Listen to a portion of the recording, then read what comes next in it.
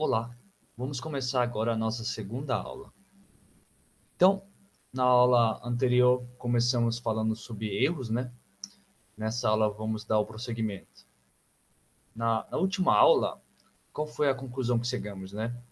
A conclusão que chegamos e a conclusão importante que chegamos é que se eu tiver um número em determinada base e esse número tiver uma representação finita, quando você faz uma mudança de base, né? Mudança representando esse número em outra base, em outro sistema, essa representação não necessariamente é finita.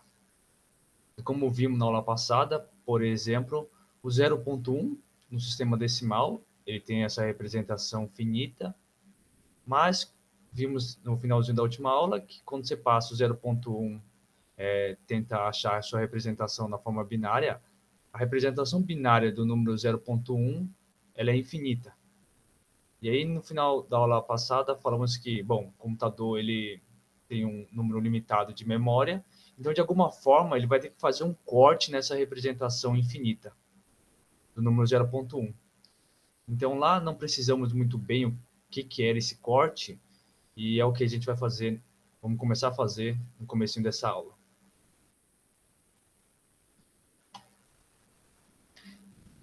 Então, vimos na aula passada como convertia, por exemplo, o número decimal para binário. E chegamos, por exemplo, que alguns números em decimal que tem representação finita, na representação binária ela pode ser uma representação infinita. Mas agora o que vamos fazer nesse começo é como de fato o computador consegue trabalhar com números reais. Ou como vocês vão ver, ele não necessariamente trabalha com números reais, mas ele trabalha com uma representação dos números reais. E como é que é essa representação? Essa representação é através de ponto flutuante. Então a gente começa com uma definição, né? Então eu digo que o número real está em sua representação em ponto flutuante, se está da seguinte forma. Então ele é mais ou menos, né? Se é positivo ou negativo. E o número sempre vai começar da forma 0 ponto.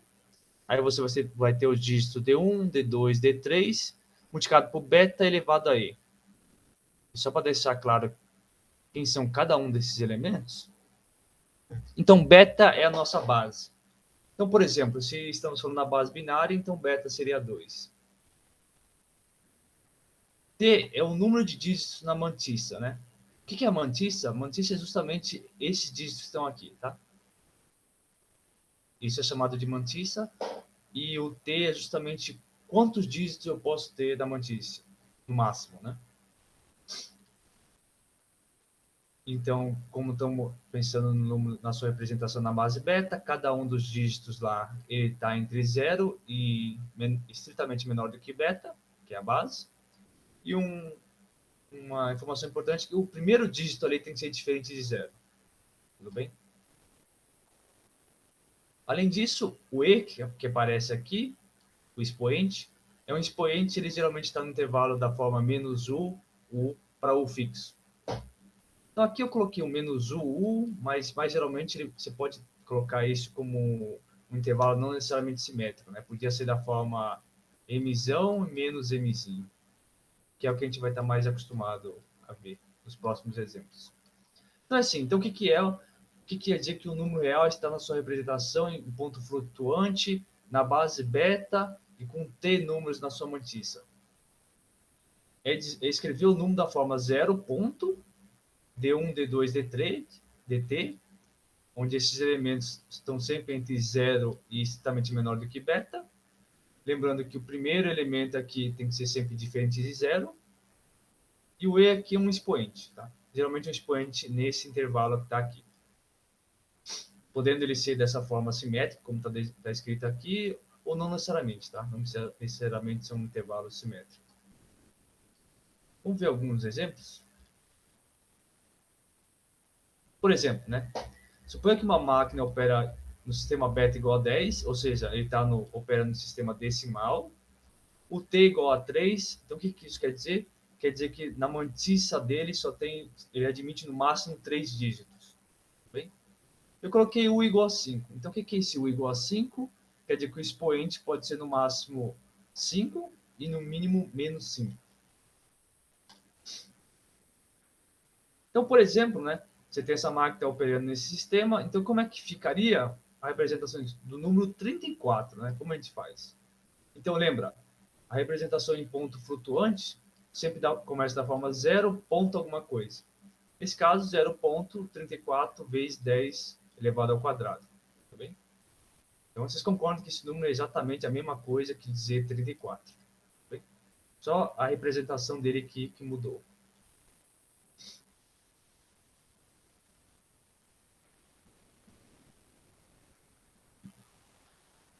Aqui um outro exemplo, né? Não necessariamente um exemplo, é só... Então, só deixar bem claro, né? Então, eu tenho essa representação em ponto flutuante, então, um sistema, geralmente o computador, ou qualquer tipo de máquina, como eu disse, ele não vai, por exemplo, o computador, ele trabalha com representação binária, mas, falando mais corretamente, ele não vai trabalhar com qualquer número que esteja na sua representação binária. Ele trabalha com o número dessa forma, que é chamada de representação em ponto flutuante. Então, sempre vai ser da forma 0 ponto, uma quantidade finita na mantícia, pré-determinada pela configuração do computador, multiplicado por beta, um beta é a base, se você pensar no sistema binário é o 2, e elevado ao expoente e, tá? E esse expoente e sempre vai estar num determinado, ele pode variar sempre no intervalo fixo, tá? Então, são com esses números que o computador vai trabalhar. Então, assim, é de se pensar que, primeiro, como esse expoente aqui é limitado, sempre está num determinado intervalo fixo, então você já começa a olhar um pouco que ele não vai representar qualquer número real. Então, existem certas limitações aí.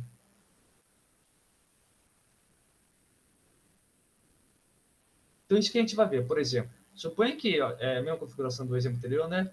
Eu estou num sistema que trabalha usando a base decimal, o número máximo de elementos na mantícia, né? O número máximo de dígitos depois do ponto é sempre igual a 3.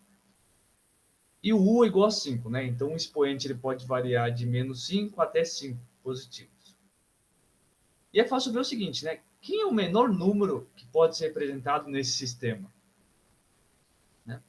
Aí é fácil ver que o menor número é qual? Então, a representação é sempre da forma 0 ponto, isso aqui é padrão. E aqui, o primeiro dígito, lembra? O primeiro dígito, se é um dígito, né? Então ele pode variar de 0 até 9, que é a base, no caso beta aqui é 10. Então, estamos trabalhando na base decimal. Então ele pode variar de 0 até 9, só que lembra, o primeiro dígito tem que ser diferente de 0. Então, se ele não pode ser 0, o menor número que ele pode assumir é o 1. Então, 0,1. E as restantes casas que eu teria direito ainda, né? Porque como a mantícia tem 3, eu poderia 0,1 mais 2 dígitos. Como eu estou querendo saber qual é o menor número no sistema, basta fazer esses 2 dígitos seguintes iguais a 0, que é o menor valor que pode assumir. E aí, multiplicado, qual que é o menor expoente que eu tenho? Bom, eu estou dizendo que o sistema trabalha com igual a 5, né? Então, o expoente ele pode ir de menos 5 até 5 positivo. Então, o menor expoente que eu possa ter é o menos 5. Então, esse aqui é o meu menor número que eu tenho nesse sistema. E aí, simplificando, é a mesma coisa que dizer que o menor número que eu consigo representar nesse sistema é o número 10 elevado a menos 6. Legal? E qual que é o maior número, né? O raciocínio é parecido, né? O maior número, então, 0 ponto, é sempre o padrão, né? Representação em ponto flutuante, sempre assim, 0 ponto. Aí aqui posso colocar 3 dígitos no máximo, né? Bom, o primeiro dígito não pode ser diferente de 0 e pode variar então, ele pode variar de 1 até 9. O maior que eu posso obter é 9. Tá? E o sucesso de forma análoga, né? Aqui é 9, 9. Multiplicado por 10, qual que é o maior expoente que eu posso ter nesse sistema? Como igual a 5, o maior expoente é 10 a quinta. Tá? Então, esse aqui é o meu menor número do sistema e o meu maior número que eu posso representar. Então, vamos considerar o conjunto G de todos os números reais, tal que o módulo desse número está entre o mzinho e o mzão grande. Tudo bem?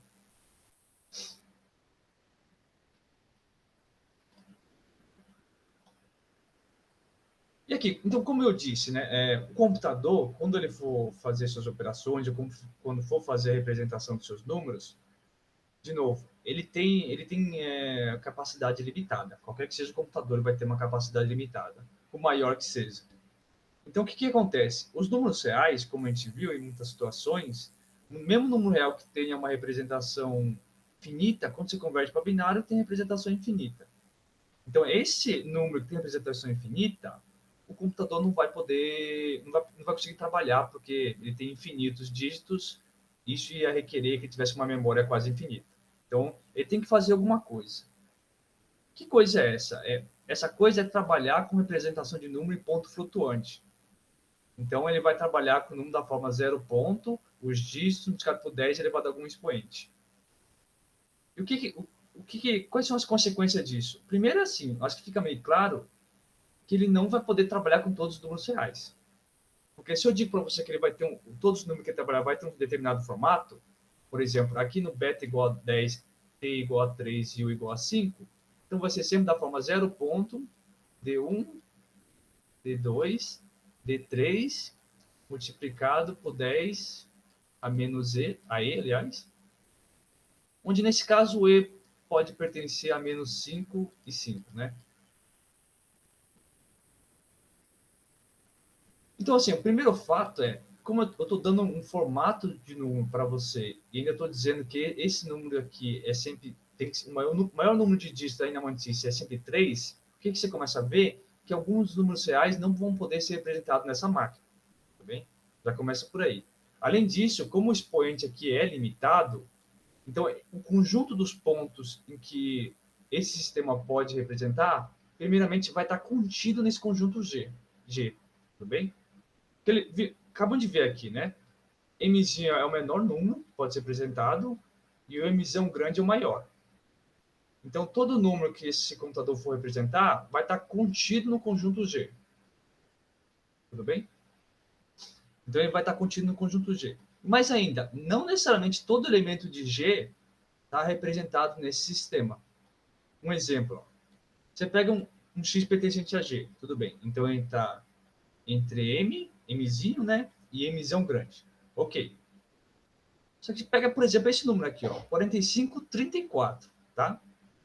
Então é fácil ver que ele está, de fato, ele é maior do que 10 a menos 6 e ele é bem menor do que esse número que está aqui. Então, ok, está no conjunto Z. Como a gente pode escrever ele, tentar escrever nessa forma parecida com essa aqui, né, do sistema de ponto flutuante? Você pode escrever ele assim, né? 0 ponto, que é o padrão. Aí você escreve 4534 multiplicado por 10 a quarta. Legal? Então ele parece, o X já até parece que ele está no sistema de ponto flutuante, né? Qual que é o detalhe? O detalhe é assim, ó. Esse 4534 tem quantos dígitos? Tem 4, certo? E quantos dígitos o meu sistema permite? No máximo? No máximo 3. Tudo bem? Tá claro? O que você conclui daí? Que o X ele não é representado nesse sistema. Tudo bem? O que eu estou querendo dizer com ele não é representado nesse sistema? Talvez isso aqui pode ficar um pouco confuso. Quer dizer que o X não é um elemento que tem uma representação exata nesse sistema. Essa máquina que opera no sistema decimal, com a notícia t igual a 3 e com 1 igual a 5, né? Expoente variando de menos 5 a 5, esse número aqui, ó, ele não aparece no sistema. Tudo bem? Por quê? Você escreveu o x dessa forma, legal. Então, a mesma coisa, né? O 4534 e esse 0.4534 multiplicado por 10 a quarta é o mesmo número, 4534. Só que você escreve nesse padrão, para ficar no padrão de ponto flutuante. Só que o que acontece? O número máximo de dígitos que eu posso ter é 3. Tudo bem? Então, esse número não é representado nesse sistema. Tá? Mas o que vamos ver daqui a pouco, o que vai acontecer nesse caso, que o X ele não é representado no sistema. Mas o que vamos obter, na verdade, vamos obter uma aproximação para o X um valor que é aproximado de x e que sim está representado nesse sistema. Tá? Que é o que vamos ver aqui um pouquinho mais para frente. Então, espero que esteja bem claro, né, nesse ponto, que então a máquina vai operar com determinado tipo de números, mas ele não vai conseguir operar com todos os números reais. E o que ele vai fazer? Se ele não pode operar com todos os números reais, o que ele vai fazer? Ele vai fazer aproximações, tudo bem? Então, aqui um exemplo, né? Então, o x é um elemento de G, é um real, dessa forma, mas ele não está representado nesse sistema, aqui de cima. E quais são os outros casos, né? Você pega o número real está que o módulo dele é muito menor do que o m. Tá? Que nesse caso acontece, a gente fala que deu underflow. Tudo bem? É um número muito pequeno e como vimos, né, que o menor número representado no sistema é esse daqui e o máximo é esse daqui. Então, se você pegar um elemento x, então que o módulo dele é muito pequeno em comparação com m, muito pequeno não, ele é menor do que m, basta que seja menor do que m, então esse número também não vai ser representado nessa máquina. Tudo bem? Nesse caso, a gente fala que deu um underflow. E se for para cima, né, se você pegar um elemento que é um número real muito maior do que esse, que existem, né, e são muitos, nesse caso, esse número real, x aqui, ele também não será representado no nosso sistema. Nesse caso, a gente diz que deu um overflow. Então, ambos aqui representando, geralmente, você que fala que você teve um estouro de memória. Então, 3 casos, né? Então, primeiro, claro, teu número real ele pode ser representado nesse sistema, ok? Existem números, claro, que existem, basta você pegar, por exemplo, o mzinho e o mzão estão representados, né? E não é difícil ver que você tem outros números que também podem ser representados. Por outro lado, tem números reais que a gente viu que está entre o menor número e o maior, porém não é representado no sistema. Esse é um exemplo. E há elementos que, na verdade, nem estão no conjunto Z, né? Ou seja, ele é menor, um elemento aqui que ele é menor, o módulo é menor do que o menor número pode ser representado. Quando isso acontece, é um underflow. E quando o x é um número que o módulo é muito maior do que o maior número que a gente possa representar no sistema, a gente chama isso aqui de overflow. Isso aqui são só nomenclaturas. Tudo bem?